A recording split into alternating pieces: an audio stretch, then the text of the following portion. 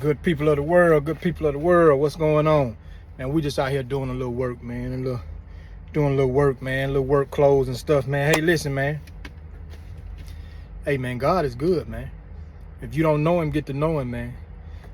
If you struggling, if you know anybody that's struggling with loving today, if you know somebody that's struggling with the idea, the thought of, and the act of love and how to love, read 1 Corinthians 13th chapter, man.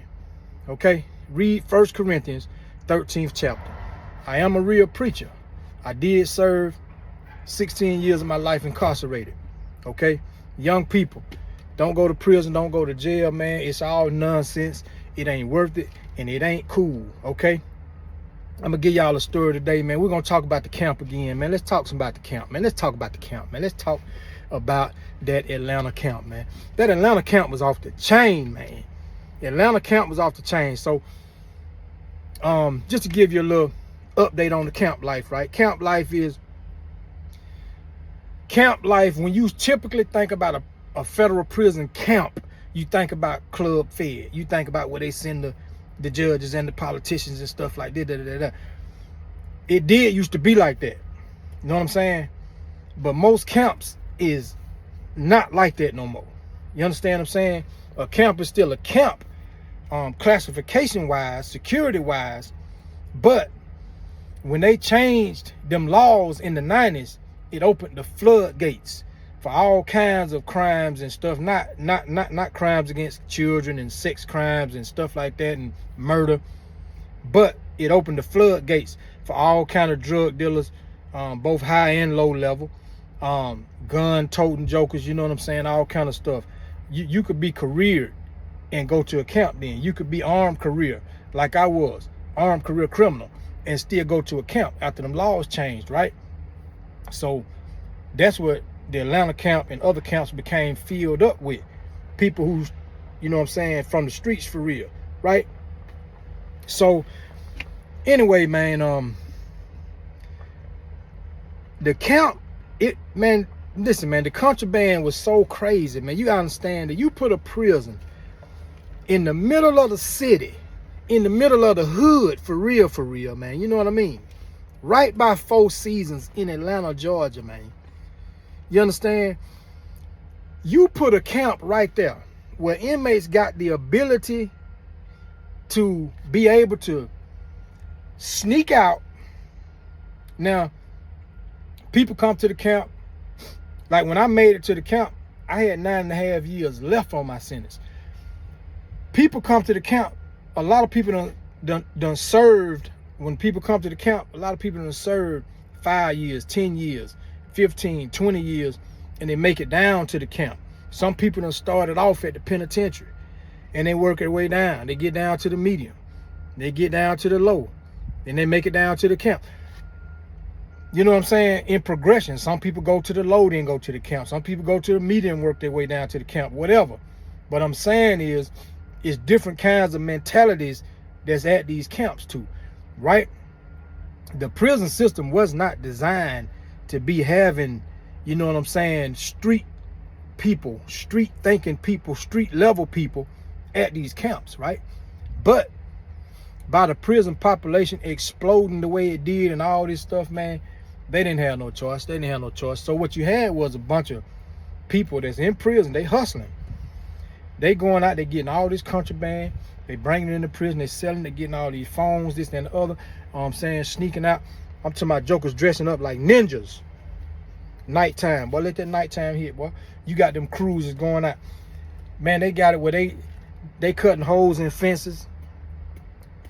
They going up under, you know what I'm saying, between the holes and stuff. They climbing fences in certain places. They scaling along the building. In some cases, depending on, you know what I'm saying, where you at. They might be climbing on top of the building to go around to get up on, you know what I'm saying, for whatever view that they're trying to avoid or whatever. But they got different ways of getting out of that fence, them two fences, right? So they would sneak out, go get stuff. And so what you would do is an inmate might want something, but he ain't no runner. He ain't going sneaking out, going to get nothing. But he'll say, okay, I got my people that's bringing, let's just say Okay, let's say I'm at the camp and I'm selling phones, which I didn't. I didn't sell phones. I didn't sell nothing at the camp. You know what I'm saying? By the time I made it to the camp, for real, my head was on straight. I talked on them phones. Because I had kids, man. You know what I'm saying? I had family, people that love you. They don't give you enough minutes to talk on them wall phones in the prisons, on the prison phone. But you get you a cell phone, man, and you can do what I did, man. I talk to my son regularly. We FaceTime each other. I tutored my son from prison, all kind of stuff on a cell phone. So anyway, hit that like button, man. Subscribe to the channel. Man, listen, man, need them subscriptions, need them likes and them comments. Need you to like this video. It's okay? Share it with at least 3 people. So listen, young people don't go to prison. So I'm gonna tell y'all about this one dude, right? He was a runner. He was good at it too. Boy, he was good at it. He was good at it, right? So a lot of times you don't know what's going on. If you're not a part of that business or a part of that certain situation, you might not know what's going on. You might just be minding your business, man, at the camp, dog, and all of a sudden chaos just break loose. You see an inmate, you might be like standing by the front door. You might see an inmate just running, you know what I'm saying, or something like that, and he running trying to get away from the police. Next thing you know, you see the police coming around the corner. Hey, stop. They running, they gone. Sometimes they get away, sometimes they didn't.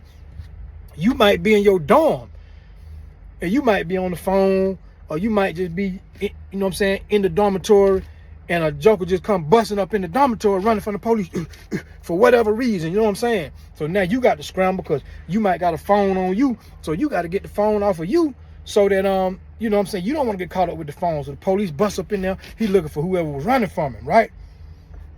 So this one particular night, I'm trying to see what name I'm gonna call this dude. I ain't gonna say his real name because you'll see why by the end of this story, because it was a situation, allegedly, it was a situation that them people still was investigating. The last time I heard, probably about 2 or 3 years ago, they were still investigating this. I'm talking about they were sending down people from the State Department and all kind of stuff, questioning inmates who was being released and who had them got released.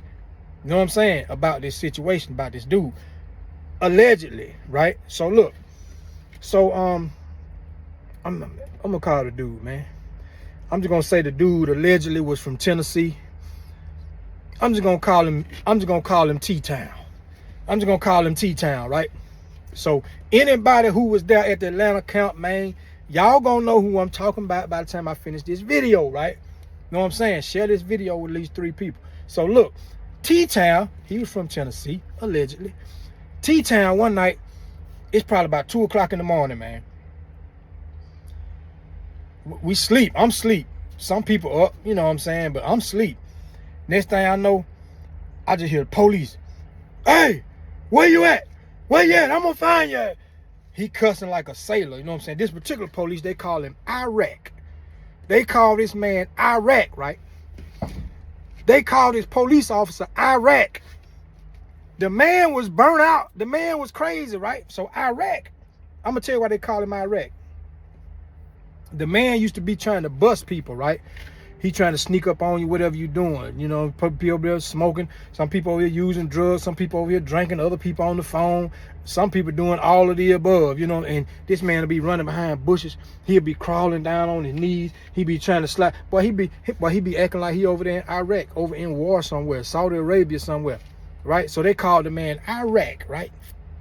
So Iraq come busting up in the dorm, right? He like, hey, where you at? I'm gonna get you. I'm gonna get you. I'm gonna get your ASS. He cussed like a sailor. Iraq went hard. Y'all know I don't cuss. You know what I'm saying? I used to. I don't cuss no more. I am a real preacher, right? I do this for real now. You understand what I'm saying? So listen. So he like, everybody up. So he done hit the lights. You know what I'm saying? This is an open dormitory. So it's like, I forgot how many people in our dorm, man. Like 65, 70 people. Seems like, no, probably more than that. Probably about, I don't know. It's about 60 people in the dorm. 65 people, I don't know. So anyway, so he turned the lights on. So, man, you trying to wake up. So he telling everybody, get up. So he telling you get up. So now they want you to get up and stand up. They trying to see who been running from him. They trying to see what's going on, right? So he walking around. I'm on the second aisle, okay? So he walking down the first aisle first. So everybody up trying to see what's going on. It's only probably one or two, maybe about 4 or 5 people who was up, who really saw the action, what was going on. He hit on chase the dude inside our dorm. Well, he ain't found him yet though, but he in the dorm, right? So he walking, he talking, he steady talking junk the whole time he walking down the aisle, right? He steady talking, yeah, I'm gonna get you ASS and da. I'm gonna get you. You know what I'm saying? So he walk on down to the end of the aisle, the first aisle, and he bust that little right down there by the little desk. Got like 4 or 5 little desks lined up right there.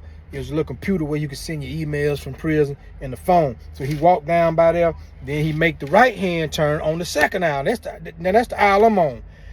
Now from where he's coming, he down at the other end of the aisle though. I'm up toward the exit of the aisle on the other end from him. So he walking up, coming toward me now. He steady looking like this. He steady looking like this. So when he get to his man, he realized, and I'm looking too, you know, everybody looking, trying to figure out, we know he's chasing somebody, but we trying to figure out, man, who in the world is Iraq chasing? And he cussing the whole time. And man, I'm talking about he funny too now. He like, yeah, you fast, mother. You should have been in the Olympics and mother. You know what I'm saying? Yeah, you run fast as a mother. You know what I'm saying? So when he get to the dude, he look at him. He said, oh yeah, I got you, AS. I got you now. I got you now, right?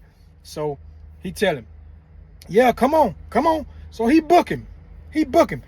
Dude pouring in sweat. He's sweating. He pouring in sweat, right? The dude, we're gonna call him T-Town now. That T-Town right there.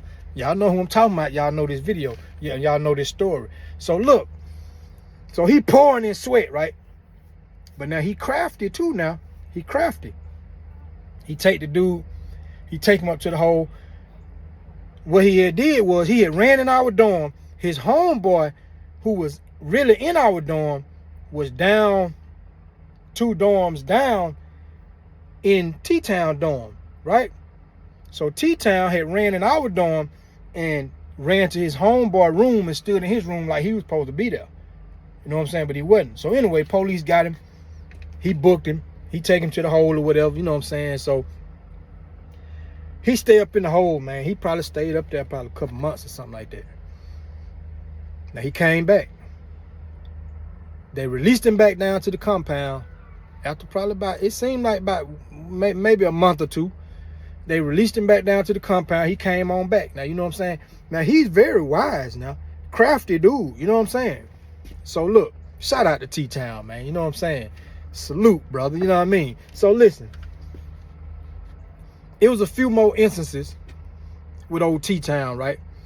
So, you know, he'll get into his little stuff, this, that, and the other, but he be running them bags now. He running them bags, boy. But if you needed something, you get them bags, T-Town could get it in for you, man. He going up over that fence like a gazelle, you know what I'm saying? Come back, get that, they got them duffel bags and stuff, strap that thing, he throw that bag over the fence or whatever, how they do it, or they pull it through, depending on where they at. They get that bag in there, they give you your stuff or whatever, you break them off, you know what I'm saying, whatever you supposed to pay them, bam, there you go. You got all the stuff you asked for, whatever, right? You were good at it.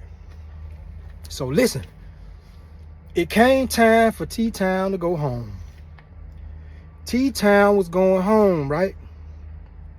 So T-Town had made a bunch of money, a bunch of cash. T-Town got a bunch of cash. So legend has it that he had about 15 racks in the prison. Hid in his own little spot. This is a separate hiding spot, separate from the vault. He had his own vault down in his dormitory. He was in A, B, C, D, E, F. He was in F dorm. So he had his own vault up there in F dorm that they couldn't get to. The inmates, nobody couldn't find it. You know what I'm saying? Because when he went to the hole, people knew that this man had some money up in that spot, wherever he had it at, The inmates couldn't even find it. The inmates couldn't find it. The police couldn't find it. Nobody couldn't find this man's spot. The legend has it says about $15,000 in cash, right? So look, they take T-Town to the hole like later on when he get ready to go home. So probably about a month or so before he go home, he go to the hole. They lock him up for something else he done did or something that they say he did or whatever, allegedly. So T-Town in the hole, but he getting ready to go home. But now the hole is in a whole separate place from Elf Dorm where he got his cash at, right? So now time wind down. He stay up in the hole. He get released to go home from the hole. Boy, y'all didn't hear what I said. T-Town get released. I gotta put some Vaseline on my lip. T-Town get released to go home. He get released to go home from the hole. So boy, he done left about $15,000 in cash in the prison. Right? Inmates been looking for it. Police been looking for it. They can't find it. Man, so allegedly, about 3 days after he done got released from prison, allegedly, old T-Town done broke into prison from the streets. A free man done broke into prison, climbed over them 2 fences, made his way on down through the dark, through the shadows, bust up in his dormitory that he used to be in. True story, allegedly. So look, bust up in the dormitory that he used to be in, right? Go up in the spot. Bum. He go up in there a few minutes, you know what I mean? He come back down. When he come back down, he got his bag of money. You know what I'm saying? He took it. Boom. Get on back in them shadows. Go on back over them 2 razor wire fences. Creep on back off in the dark. Boom. He gone. Like a thief in the night. Allegedly, the man done broke back up in the prison and got his money, man. Right? Got his bread, right? So look. So the next day, the police, they get wind of it. Somebody done said something. Somebody done said something to the police. They get wind of this thing, right? They wake everybody up. Anybody that was asleep, whatever. So they got a big old deposition going on. So, you know, when they trying to investigate something and they get them depositions going on like that, now they got probably about 5, 6 case managers. They got different lieutenants and this, that, and the other. And so they calling everybody and everybody got to go. You got to go. Or you can go to the hole, you know what I'm saying? Or you can just go in there and say, man, I don't know what you're talking about. I ain't seen that. You know what I'm saying? Nah, I ain't seen, you know what I'm saying? So they start calling people. So people coming out, they like, man, because at first, just about everybody didn't know what the world they were being called in for, right? They got these big long lines, and they got police standing out there with you in the line to make sure like people ain't having these conversations to try to get a story together or nothing like that. Man, about 100 police out there, man. I ain't gonna say 100, I'm exaggerating. But it probably was about 30, maybe 35 police out there along the lines. You know what I'm saying? And man, so when I got up in there, finally, they like, hey, did you hear anything about a guy by the name of inmate such that came, snuck into prison last night or whatever? I'm like, nah, man, what you talking about? You know what I'm saying? So they called him first name, last name, and his nickname, right? So I'm like, nah, I don't heard nothing like that. You know what I'm saying? Yeah. But yeah, obviously somebody had no, you know what I'm saying, gave him the information. So I'm like, nah, I ain't heard nothing like that. You know what I'm saying? Man, shout out to T-Town, man. You know what I'm saying? Legendary, man. Legendary, right? Legendary.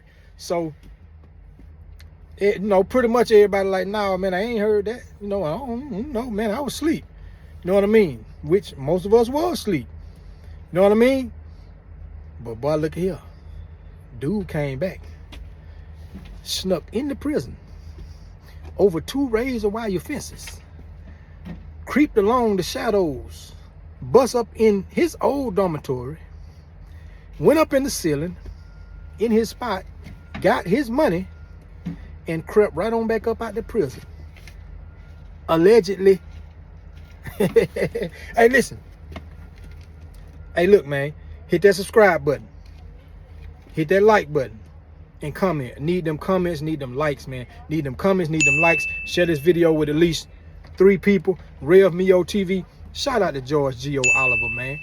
Salute you, homie, man. Proud of you, man. That's my partner, man. Jump Forward Incorporated. He's the founder. I'm the co-founder, man.